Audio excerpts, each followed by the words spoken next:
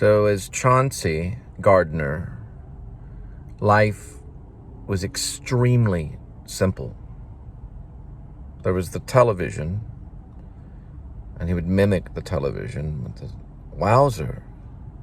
Then he would go into life and mimic the television into life. There was the 4 seasons.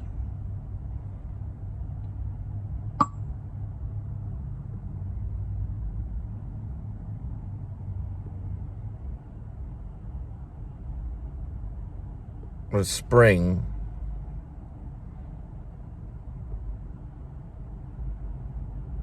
And summer. We will have fall. And we'll go into winter. Back into spring.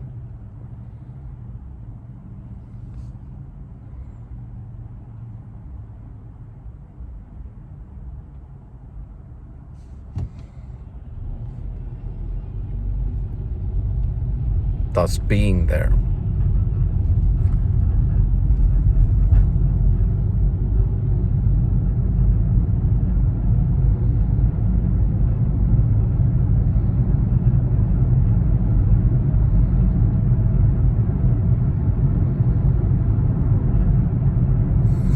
One thing I want to say about Hal Ashby, I guess since Peter Sellers was one of Kubrick's stars, it opens with the anthem of 2001 over and over again with a jazz riff on top of it. It goes on for a long time. So Hal Ashby was basically saying hello to Stanley Kubrick and being there. That he got him, you know, and his rights right there in the camera. And it's an anthem that goes on for quite a bit of time. It's a brilliant auteur filmmaking masterpiece. Nor will anyone ever be Hal Ashby.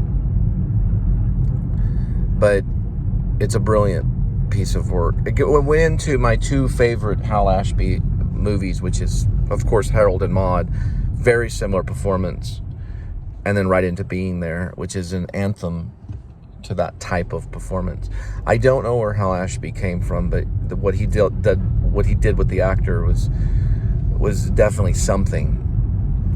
It wasn't just a little touch of, oh, just be real. There was something he was saying about humanity through the actor. That's where Hal Ashby's magic was, too, as a director. I think Cooper said he wanted to be Hal Ashby, or he wanted to direct like Hal Ashby and stuff. I don't think Hal Ashby can be mimicked, nor can Lynch. You know, like I always say with David Lynch, it's very safe for the actor, dangerous for the director, for the other directors. You start trying to be David Lynch and you start learning all this stuff. Because David Lynch also is there for the actor. But, you know, this kind of thing, you know, is an homage to something. I don't know exactly what, but it is something. So Hal Ashby has it too, with what he did with Peter Sellers and what he did in all the characters in Harold and Maude. You know, yeah, Hal Ashby is to be studied, and same with Lynch. But there's a rhythm to Peter Sellers, and I don't know if the director talked to Peter Sellers. I'm sure he did, or Peter Sellers just arrived after he read the script. That is something that I'll have to listen to, because there's so much commentary on filmmaking. Okay, known as the blind spot. Filmmaking. There's so much performance. I think it's both. It's a marriage between the script and Peter Sellers. But it's strange when you watch that performance, how it starts to seep in you. And I think Hal Ashby was talking about there's people out there that watch too much television. And then there's people that read too much, too. They usually have the big glasses and they know everything. But this is about a gardener and being there that watches far too much television, and it's affected him in a very serious way, where he's lost some of his reality and he's brought it into his world. Now, there is something that Peter Sellers does, which I'm sure Hal Ashby was behind it, where he walks and then he stops, steps to the side, and then walks. So there's a different physical aspect of something else that wasn't about the television. That probably was an homage to what is known as the OCD, or the obsessive compulsive disorder. And how he was connected to the television for a reason, and something dramatic would happen over here, and everybody would be crying and reacting to the drama, and then Peter Sellers, was playing Chauncey Gardner, would go right back to the television, as if that was something different, and the television was the reality, if he could get there. Then there's a great triumph of the Gardner, where he's sitting in the back of like a cab or something, or some type of limousine or something. He's just got on television himself and is watching himself on a talk show and enjoying it. I would say it's definitely one of the most important performances of our century, along with Last Tango, if you want the humanity of Brando. But Peter Sellers, in being there, one of the most important performances of our century. I don't know if he was rewarded or not. I have to go see. I gotta follow Peter Sellers' career. I was a big Pink Panther fan when I was a young kid, and Steve Martin. But Peter Sellers and Pink Panther was important to me as a kid, just like a lot of kids from the 70s. You know, we knew the dun, you know, the dun dun dun dun dun. Dun dun dun dun dun dun dun dun dun dun dun dun dun dun dun dun dun dun dun dun. You know, the whole aspect of Claruso. Dang it, this light.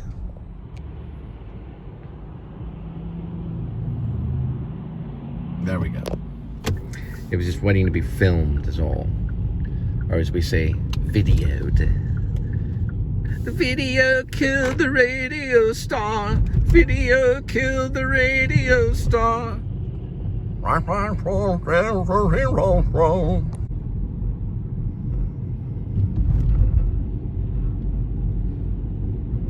Making a movie.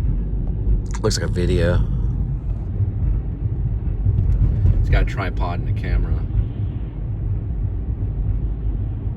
Pretty soon he'll say, "We don't have a film permit. Run!"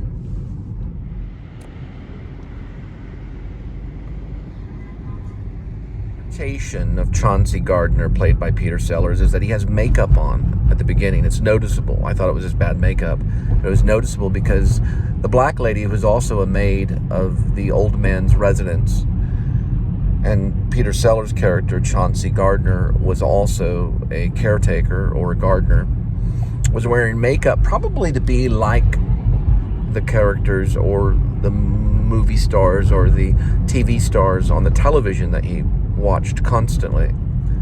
Also, another clue or interpretation of being there, which it has to be interpreted, is that he possibly maybe was an actor that lost his memory and became this character, Chauncey Gardner, because there is no backstory to him really, other than that he always lived on this property of the old man, very waiting for Godot. He has the hat, and the hat represents a style of old theater known as vaudeville. So the hat, he goes, "Wowzer." And the gestures and stuff represents him either trying to be like these actors or trying to be like this character, or once was. Because he had lived on this property since he was a boy, which is very odd. And his name, Chauncey Gardner, is odd. It's an interpretation piece. But later, he does these weird things, you know, and all this stuff adds up. So it is a masterpiece. It is beyond of other writers and movies. And it's because of what is not said that makes it powerful. And that's probably Peter Sellers was behind some of this too, at least accepting the part. Because of what was not said. We don't know everything about Chauncey Gardner. We're not really supposed to know everything about everybody. We're not supposed to know everything about the character. I think Thomas Wolfe said that nobody really knows anyone. Thomas Wolfe, the writer. So we're not really to know. We're only to interpret. When you see someone and you look at them from afar, if you study someone, actors study public, they study people. We don't know everything about them. Doesn't matter what they say they are. Do you think you know everything about Cole Spivey?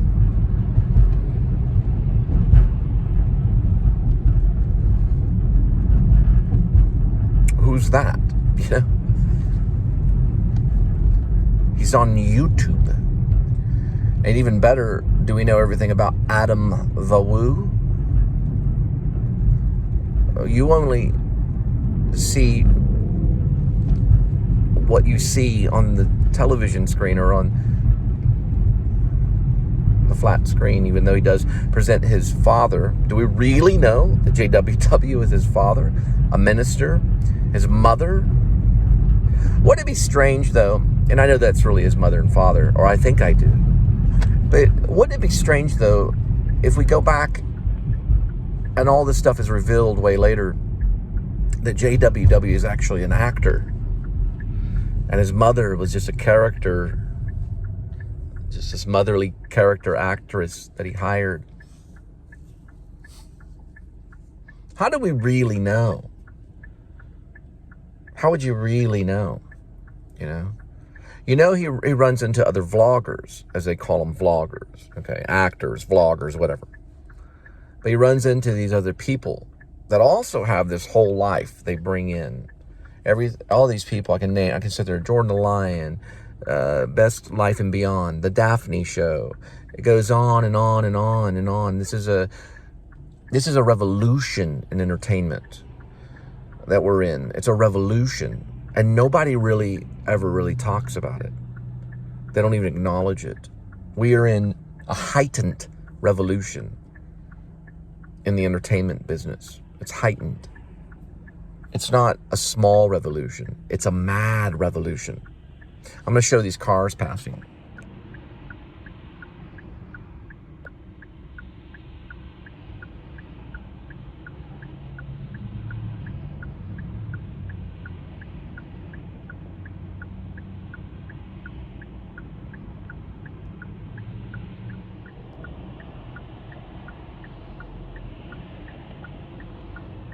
Assume that Peter Sellers, is playing a character, which he is, Chauncey Gardner, but we assume that that's the character's name, even though it sounds odd. Shirley MacLaine's in it. She has a very naive kind of interpretation of this very rich, wealthy person that takes him in because she accidentally hits his leg with her car, and it kind of hurts him a little bit.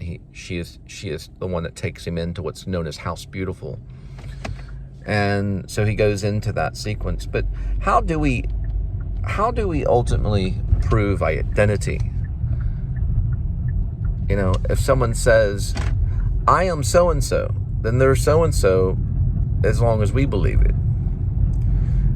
Chauncey Gardner could have been a different identity. He could have been someone else. That goes for any character or any person,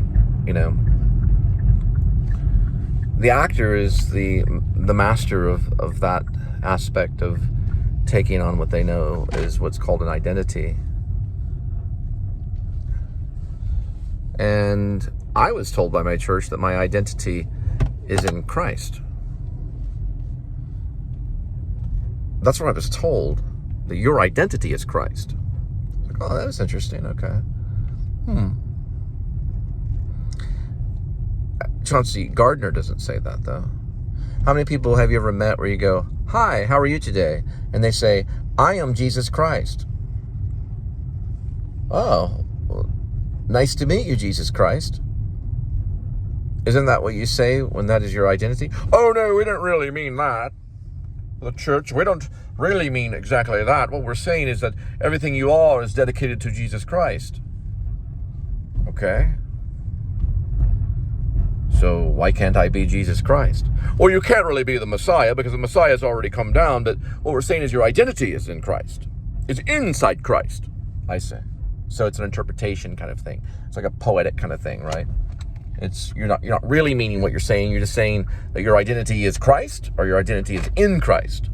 Oh, I see. You find your own personality in Christ. I get it now.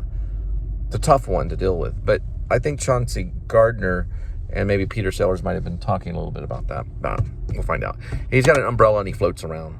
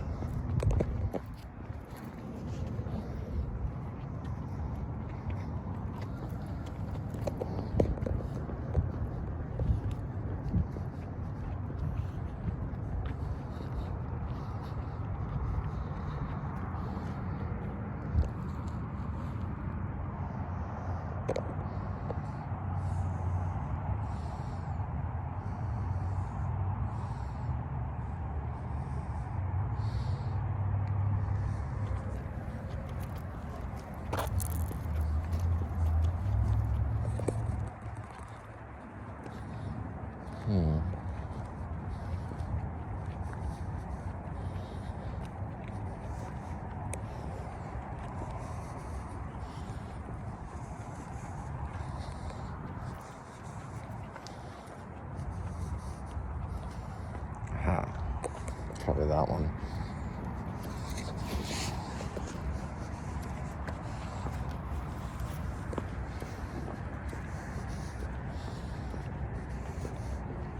It's gotta be probably this one.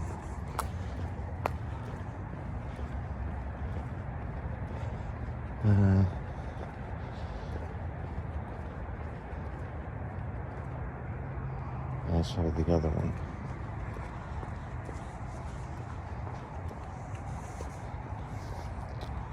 See.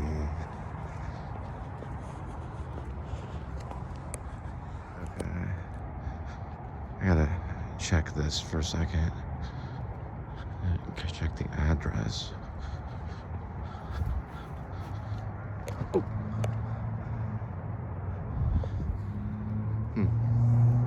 Got it. Huntley and Cloudville. We're right on Huntley. I like that sound. Look at these houses. Amazing. Okay, this is an interesting thing. Let me check back in just a minute because we're getting kind of a number thing. 5456. Okay, I know I got to 545. Okay, hang on. Okay, I see.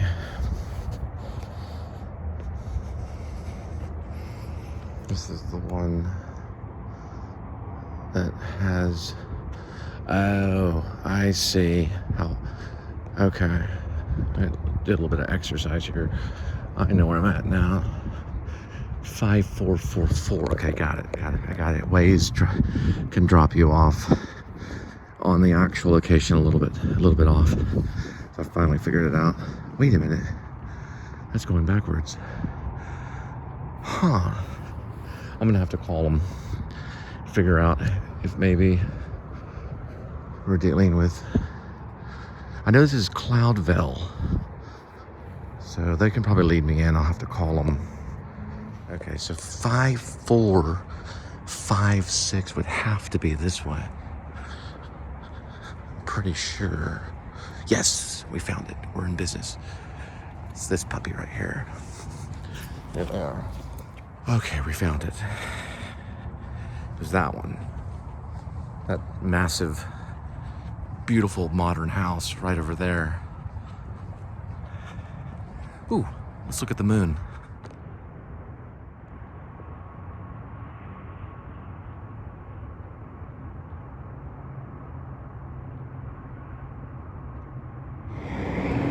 There's the little graveyard that's right before the Whole Foods and Waterside and the Yogurt Land. So the gravestones are just feet away from Yogurt.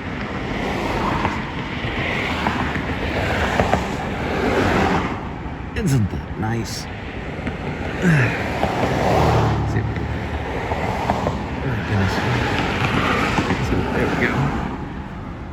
Yeah, boy, better go. Anyway, it's the graveyard. Okay. All right, Dukes of Hazzard. Okay, that was the graveyard. I was seriously just trying to get on the road. Anyway, we got to pick up some edamame sushi or something of the sort. 30 minutes I've been thinking of who could play a remake of Being There.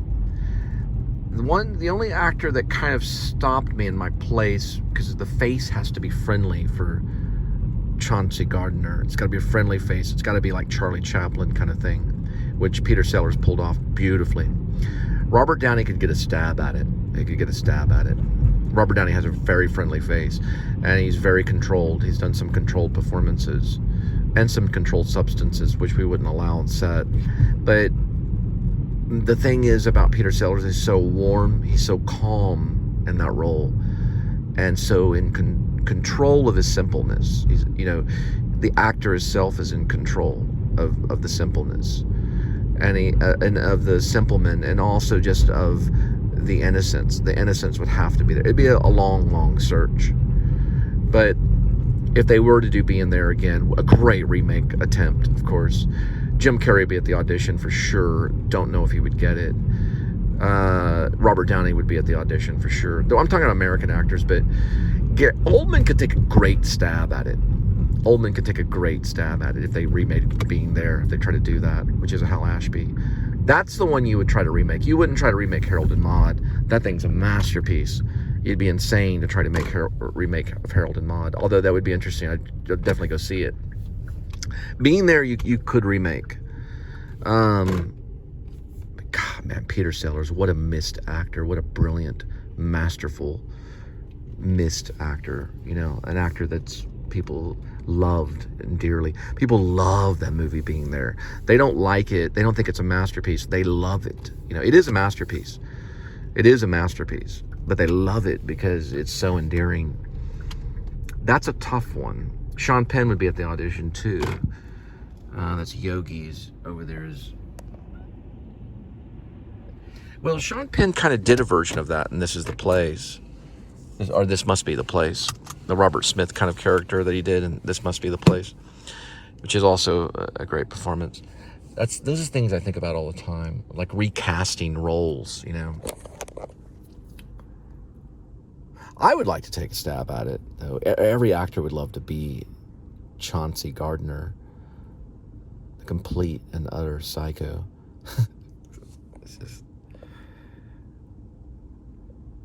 Steve Martin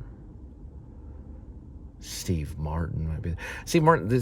I have to look at the age of Peter Sellers when he did it. I'd have to sit there and think of the age before I start throwing out these names.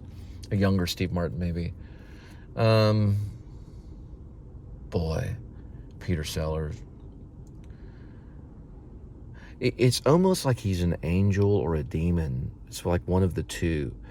Like, is he an angel? Is he beyond this world? That's how the performance comes off. Like Jeff Bridges' Starman kind of thing, where it's just beyond this world. Let's see if I can get this thing right over here.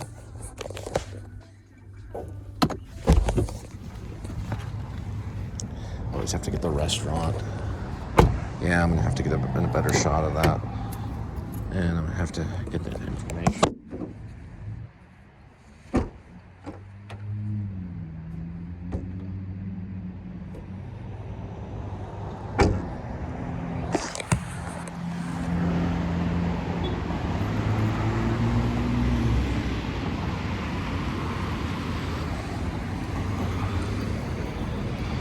Yeah, but Chauncey Gardner was a complete nut. For real, just great performance. There it is, Adhana Sushi. Way off on that pronunciation. Adhana Sushi. Just got a message from Linda. Try to get paper towels. How can you try to get paper towels?